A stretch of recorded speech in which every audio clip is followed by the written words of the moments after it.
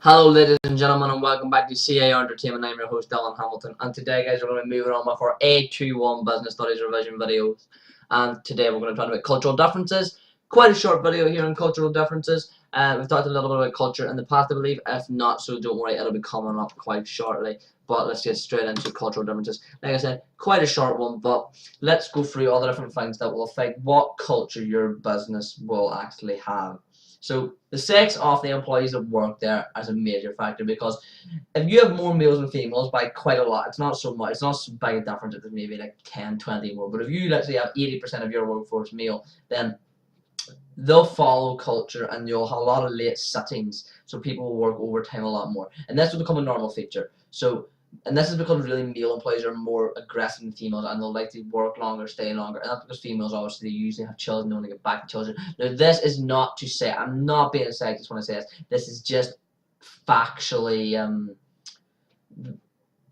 more so accurate. So whenever I say that males are more employees are more aggressive than females, that's more common. It's been tested that more male employees they're more aggressive than females. There's more males that are more aggressive than females are. So I'm going off the majority here. So the second factor is that individuals working with the organization. So the individual's attitude, interest, and the thought process of the employees will affect the organizational culture. You also have the nature of the business. So if it's a PLC and it's on the stock market, and then the stock market crashes, then this could have a major effect on the culture.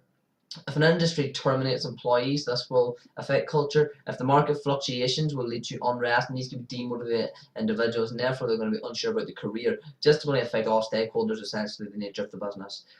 You also have goals and objectives, such as strategies and procedures which are designed to achieve targets. If it's a fast-paced industry, you'll expect employees to be attentive and aggressive and hyperactive as well.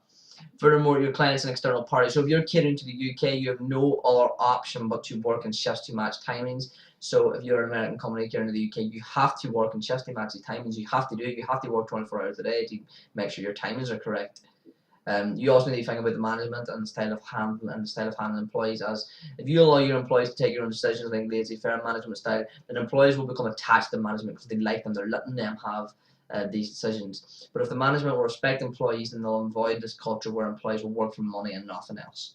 So you then have this thing called groupthink, which is just simply the process of thought related to relations to decision making, which is then adopted by members of a group, and this is aimed at reaching a consensus with minimal conflict between them, with no reference to detailed analysis or evaluation of alternative ideas. This means that one objective will not be achieved at the expense of others. So once more, essentially it is you're thinking about a lot of things related to decision making. So you have a decision to make, and in groups you're thinking about a lot of different things, which is aimed at reaching a consensus, and you don't want to have any conflict essentially.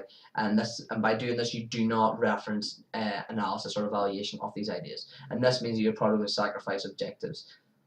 So then we go through policy and strong leadership, because businesses need to use different policies in their organizational structure and workforce, and then they have strong leadership to change the culture. And this benefits the organization because they'll respect the leader more, and therefore they'll have a greater sense of who's the authority figures here.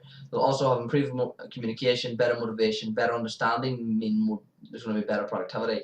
They'll have a belief in the company, there'll be better relationships, and of course improved strategy as well. So that's essentially the factors that will affect organizational culture. I've been Dylan from C.A.R. Entertainment, and I will see you next time.